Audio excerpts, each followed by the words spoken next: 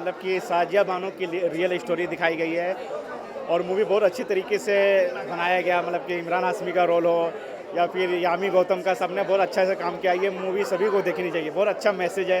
और ख़ासकर जितने भी मुस्लिम लोग हैं, खासकर उनकी जो औरतें हैं, उनको खासकर ये मूवी देखनी चाहिए क्योंकि ये मूवी अच्छा मैसेज देती है। नहीं नहीं, कंट्रोवर्शियल ऐसे कुछ चीज़ नहीं थी। तलाक को लेकर कि जो इस्लाम धर्म में कानून दिखाया गया कि दो दो शादी करते हैं, तो उसी की कहानी है। मतलब एक रियल स्टोरी है जो कि ऑलरेडी साजिया बानो पे आधारित कहानी है। तो उनकी जो रियल लाइफ, उनकी जो रियल ज़िंदगी रही है, पूरा का पूरा उन्होंने फ्रेम में उतार दिया है। एक नई एक्ट्रेस है जिन्होंने डेब्यू किया है मूवी जी, में, उनकी एक्टिंग को लेकर भी उनकी एक्टिंग भी अच्छी है। उनको स्क्रीन पे कम दिखाया गया है क्योंकि इमरान हाशमी की वो सेकेंड वाइफ का रोल प्ले कर रही हैं। बट ठीक है, उनका उनका काम भी अच्छी है।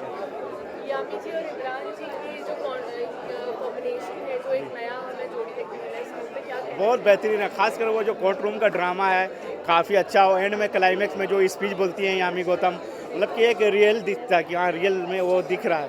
तो यामी गौतम बहुत बेहतरीन काम किया है इस मूवी में। कितने स्टार देना चाहेंगे फाइव? मूवी को मैं 4 स्टार दूँगा।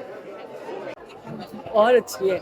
एक्चुअली स्टोरी जो कॉन्सेप्ट है, जो स्टोरी है, और अच्छी है।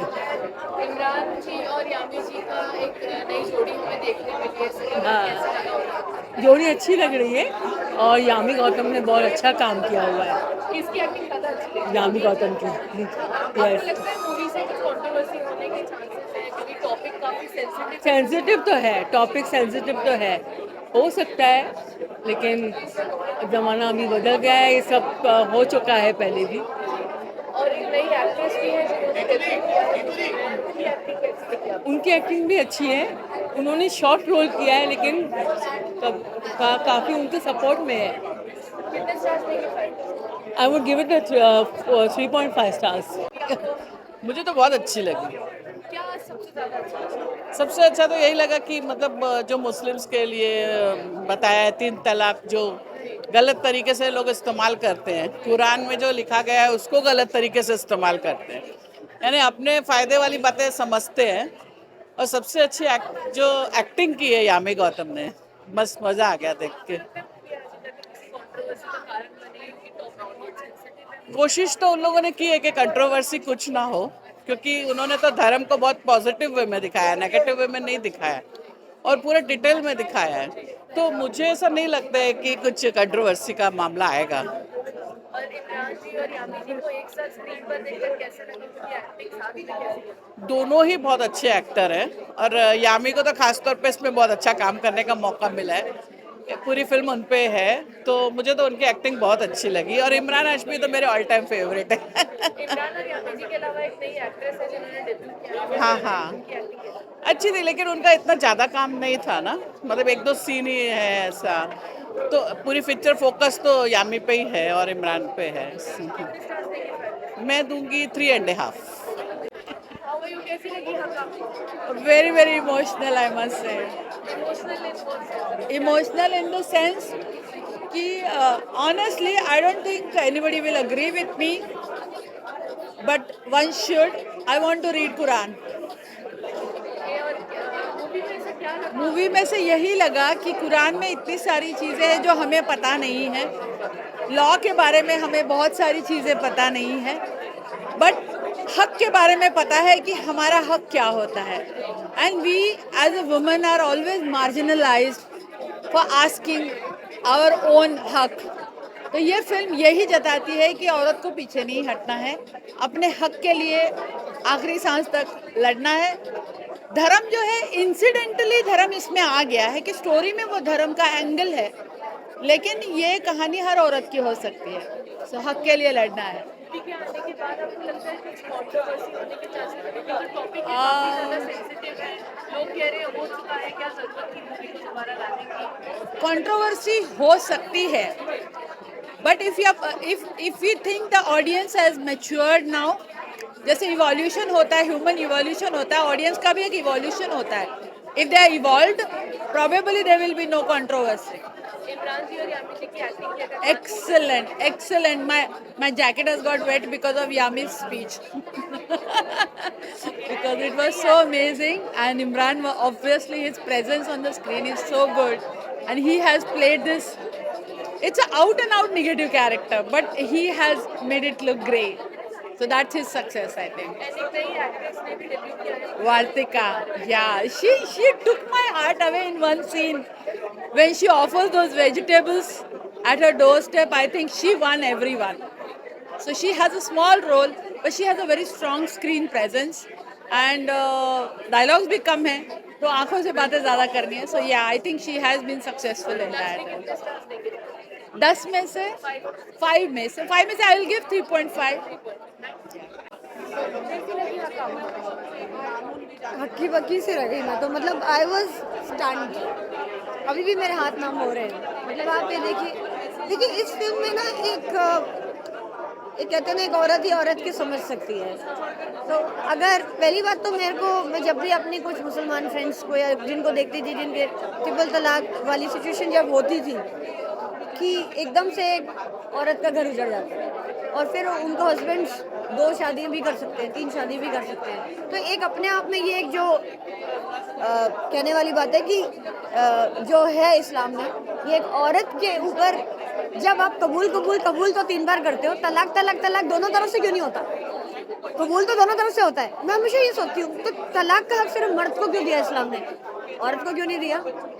उसकी रजामंदी उस तलाक पे क्यों नहीं मांगी? ये एक सवाल है जो मेरे दिल में आते हैं कि क्यों जब मेरे फ्रेंड्स के साथ ऐसा हुआ, मैं उनसे सवाल पूछती थी, कहती यार हम तो कुछ कर नहीं सकते. ठीक है, चाहे वो कितनी एजुकेटेड भी हो, लेकिन अब शुक्र है कि ट्रिपल तलाक ये हो गया है. लेकिन तो इसी सिचुएशन में जब मैं देखती हूँ कि एक तरफ तो वो she is the queen of the house, बेगम है वो, और उसके बाद वो सडनली झूठ बोल के चले जाते हैं. और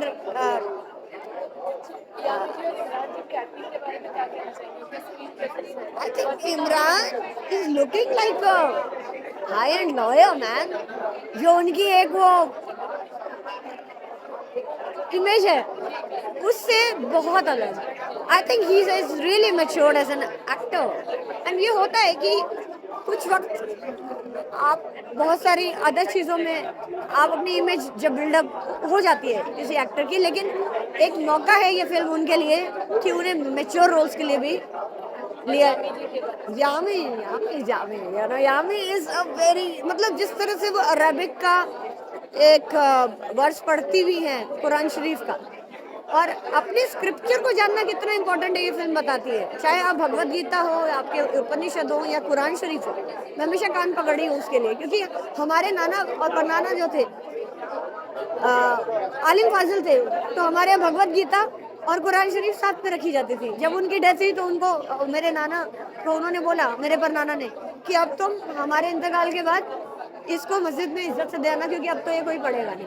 तो हम उस खानदान से आ रहे हैं, हम दिल्ली के खानदानी लोग हैं जो साथ में बैठ के, हमारे में हिंदू और मुसलमान का कोई ये डिफरेंस इसी से नहीं था, बेस्ट फ्रेंड्स हुआ करते थे. तो क्या है, हमने बहुत क्लोजली एक इंटरमिंगल्ड कल्चर देखी है हमने, और मैं समझती हूँ एक औरत का हक है सर्वाइवल का, जो ये फिल्म बताती है. आप उसे बेवा नहीं कर सकते इस तरह से 3 तलाक देके और उसके बाद आप उसको एल्यूमिनियम के ऊपर है ये फिल्म, तो उसको सर्वाइवल कॉस्ट तो देना पड़ेगा. और इसमें मुसलमान और हिंदू का कोई सवाल ही नहीं पैदा होता. मैं समझती हूँ ऐसी फिल्मों को तो 5 on 5 देना चाहिए, क्योंकि ये एक सोसाइटी को जागरूक करने वाली. आप अपनी बच्चियों को पढ़ाएं. वो एंड में बोलती है कि एजुकेट, एक टर्म यूज की है उन्होंने, एजुकेशन इज वेरी इंपॉर्टेंट. जब तक आप ये सोचते रहेंगे मौलवी ने क्या पढ़ा दिया, हो सकता है किसी की इंटरप्रिटेशन उसकी क्या हो, तो आप खुद पढ़ें और उसे समझने की कोशिश करें. आप खुद अरबिक में जाएं, पढ़ें, क्लासेस में जाएं, बच्चों को पढ़ाएं. आपके लिए ज़रूरत है, अगर आप हिंदू हैं तो आपको भगवत गीता पढ़नी आनी चाहिए. आपको पता हो कि आपके, क्योंकि बहुत से लोग हैं गीता के बारे में कुछ भी बोलते रहते हैं, unless and until you have read your own scripture. So it's very important first to educate your children, your female children. They should know their rights. सबसे और खूबसूरत इस फिल्म में बताया है कि शरीयत में भी औरत के राइट के लिए है. सिर्फ वो एक बेवा हो जाए, उसको ट्रिपल तलाक होगा, उसमें लिखा जो ट्रिपल तलाक करता है उसे घोड़े भी पड़ने चाहिए, ये भी दिया इस फिल्म में. तो किसी भी रिलीजन में औरत की बेइज्जती हो, उसकी दुर्गति हो, कहीं नहीं है. ये सिर्फ जो मेल डोमिनेंस है वो औरतों को एजुकेट नहीं करते।